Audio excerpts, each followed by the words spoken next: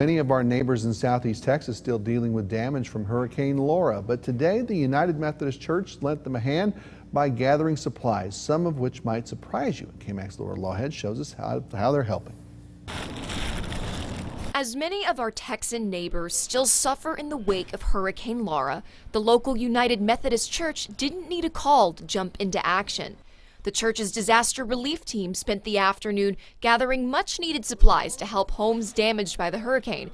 But just what they were gathering might surprise you. These are billboards that you see, the big billboards that you see by the side of the road. Instead of throwing them away and ending up in some dirt pile somewhere, gosh, these are going to be used for a very good use. Believe it or not, while the tarps may work well as ads, they work even better as roof repair. These are fantastic. They're better than the FEMA tarps. They're better than the tarps you buy at the store. We had a real need and use for these, and Lamar really came through. It's all thanks to a donation from Lamar Advertising. The local manager says their hard work is worth it, knowing just one tarp could keep somebody dry for a night. So knowing that they're actually going to have a home and they're actually going to help help people, individual people, is awesome to know exactly where they're going. So it means a lot to us. The team is headed to Houston this weekend to deliver the supplies, and they have more trips planned in the future.